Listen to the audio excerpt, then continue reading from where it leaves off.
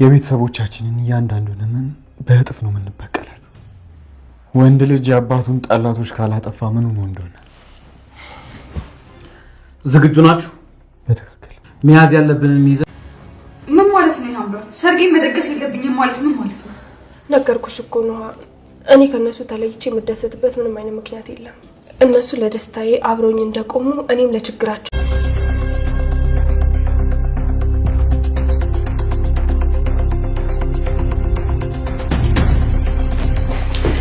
ነግለሰከስ እጆነ እሺ ይኸው እንዳልከኝ አድርጋለሁ።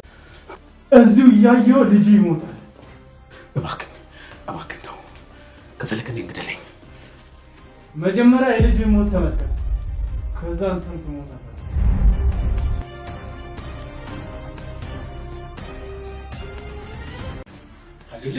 ሰማኛለህ? አንተ ማንም ልትሆን ትችላለህ፣ ግን ደግሞ በኩራትና በድፍረት የምነግርህ ነገር ከቤተሰቦቼ በፍጹም አትወጣም።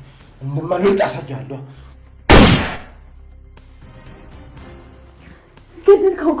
እኔ ባልደርስ ይገልሽ ነበር። ናኦሚ ያዘናጋበት መንገድ በጣም አሪፍ ነው። ስለዚህ ምጣ ሲባል ምን አላችሁ? አዎ ንገረኝ እስኪ። ለየትኛው ህግ ነው እኔን የምታቀርበኝ? ይኸውልህ ኑሐሚን ክፍል 158 ተለቋል ውዶችዬ። እንግዲህ እናቱ ላይኩን ቆርጦ ተነስተው ከተፈራ ቤት ገብተዋል። የተፈራን ቤት እንግዲህ ብጥንጥሉን አውጥተው ልጆቹንም መተው ደብድበው ገለው እንግዲህ ልጅቷን ደግሞ የታገተችውን ልጅ ነጻ አውጥተዋታል ውዶችዬ። ለእናቶ ላይኩን በጣም ዛሬ ክብር ይገባቸዋል ማለት ነው። ቀጣይም ደግሞ ምንም መሆን የለባቸውም እያልን ኮሜንት ላይ እናስቀምጥላቸው። እንግዲህ አምራንም ትግሉን ተቀላቅላለች።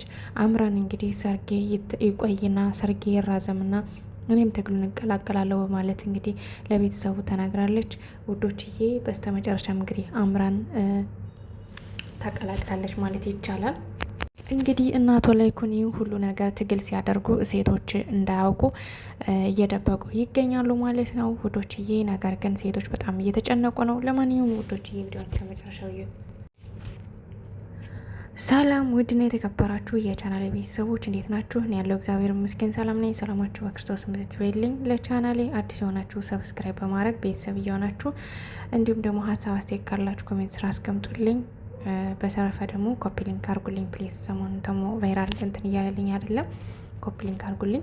እንግዲህ በዛሬው ክፍል እንዳየነው እናቶ ላይኩን ተዘጋጅተው ምን ብለው ሁሉ ነገር እንትን ብለው ታጥቀው ምን ብለው ሄደው ቀጥታ ከተፈራ ቤት ገብተዋል ማለት ነው። ከተፈራ ቤት ከገቡበት እንግዲህ መጀመሪያ በሩን የከፈተላቸውን ደብድበው ጥለው ከዛ በስተመጨረሻ ደግሞ ከውስጥ ገብተዋል። ከውስጥ ከገቡ በኋላ ደግሞ ከታገተችው ልጅ ጋር አንድ ሳሎን አግኝተዋል። ሳሎን ያለውንም ዳጊን ሊገለው ሙከራ ሲያደርግ እንግዲህ በኋላ ደግሞ አቶ ላይኩን መጥቶ እንግዲህ ጋንጆን በማለት ጥሎታል ማለት ነው። በስተመጨረሻ ደግሞ ከክላስ ደግሞ ልጅቷን ሊያርዳት ቢላ ከአንገቷ ላይ ሰክቶ እየታገላት የነበረዋ ልጅ ደግሞ አንደኛው አቶ ሲምባ በማባበል እንግዲህ በኋላ መጥቶ ደግሞ አቶ ላይኩን እንግዲህ አንደኛውን ያንን ልጅ ገሎታል ማለት ነው። በስተመጨረሻ ልጅቷ ደንግጣ እንግዲህ እየተርበተበተች ይዘዋት ወጥተዋል ማለት ነው። በእውነት ድል ለነ አቶ ላይኩን። ዛሬ በጣም ነው ያስደስተኝ።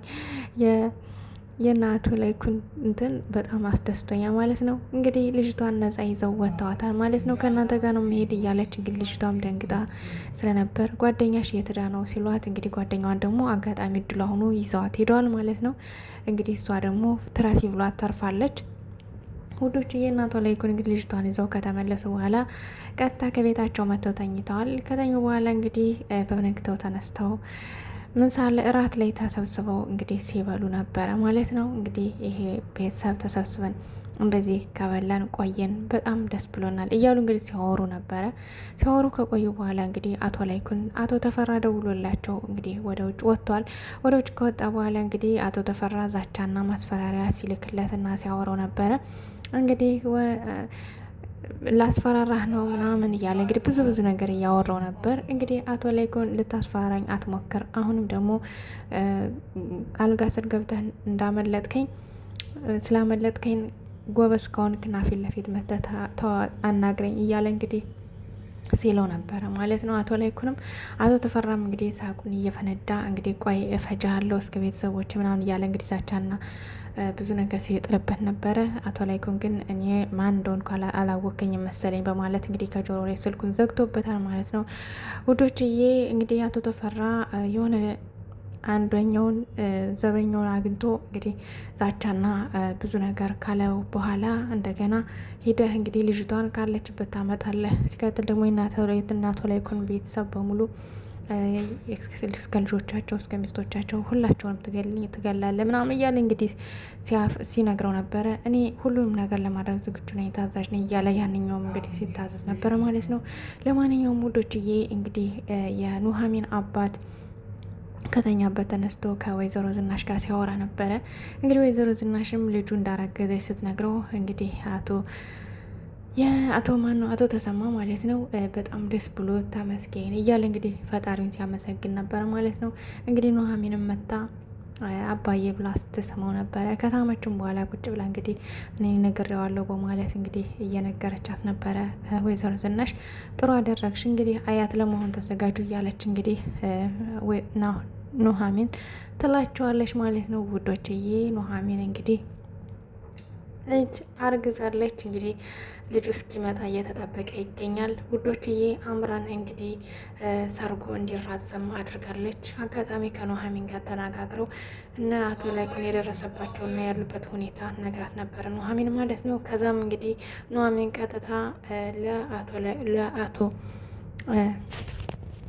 ለዶክተሩ ደውላ እንግዲህ ላገኘ በማለት ካገኘችው በኋላ እንግዲህ ሰርጎ መራዘም እንዳለበት እና እናቱ ማሳመን እንዳለበት ነግረዋለች ማለት ነው። እንግዲህ ዶክተሩም ለምን እንዲህ ሊሆን ቻለ በማለት እንግዲህ ብዙ ነገር እየደበረው ይገኛል ማለት ነው። በዛ ላይ ለእናቱ ምን ብሎ እንደሚያሳምናት ግራ ገብቶት ይገኛል። እንግዲህ ችግር የለውም ቀስ ብለን እናስረዳታለን በማለት እኔም ትግሉን እቀላቀላለሁ በማለት እንግዲህ አምራን ትነግረዋለች ለዶክተር ማለት ነው። ዶክተርም እንግዲህ እባክሽን ተረጋጊ፣ ለምንድን ነው እንደዚህ የምትሆኘው? አንቺ ልጅ ህይወትሽን አደጋ መጣል ፈልገሻል ማለት ነው። ለምን እነሱ ይበቃሉ፣ ተረጋጊ፣ አንቺ ደርሰሽ ትመሽ ትልቅ ልትይ አይገባም በማለት እንግዲህ ሲላት እሷ ደግሞ ሴቶችን እየሸጠ እንደሆነ በህገወጥ መንገድ ብዙ ነገር እያደረገ እንደሆነ በሰው ልጅ ህይወት ላይ እየቀለደ እንደሆነ ስትነግረው ግን ዶክተሩ በጣም አዝኗል ማለት ነው። ውዶችዬ እንግዲህ ያው ዶክተር ሳሙኤል በጣም ከማዘኑም የተነሳ ትግሉንም ያው እንድትቀላቀል ፈቅዶላታል ማለት ይቻላል ማለት ነው። ውዶችዬ እንግዲህ አምራን በድጋሜ ናሆሜን ጠርታ አግኝተዋለች። ካገኘችውም በኋላ እንግዲህ እውነታውን ንገረኝ በማለት ስትጠይቀው እንግዲህ ናሆሜ ደግሞ ሊነግራት ፈቃደኛ አይደለም። በፍጹም እኛ ምንም አላደረግንም ለራሳችን ከለላ ነው ያደረግን እንጂ በፍጹም የሰራ ነው የለ ምንም የለ በማለት እንግዲህ ደግሞ ሴቶች እንዲሰሙ ስላልፈለገ ሊናገር አልፈልግም ማለት ነው። አምራንም እንግዲህ እኔ ትግሉን አንተ በለኝም አትበለኝም ትግሉን እቀላቀላለሁ በማለት እንግዲህ ነግረው ሄዳለች ማለት ነው። ውዶችዬ በስተመጨረሻ እንግዲህ አቶ ሲምባ እንዲሁም አቶ ላይኩን እንዲሁም ናሆሜና ዳጊ ሆነው ሁላቸውም ልጅቷን ያወጧትን ልጅ ከአቶ ተፈራ ያወጧትን ልጅ እንግዲህ ሪከርድ እያደረጓት ተናገሪ እያሏት ነበረ ማለት ነው ለፖሊስ ለመስጠት ነገሩን።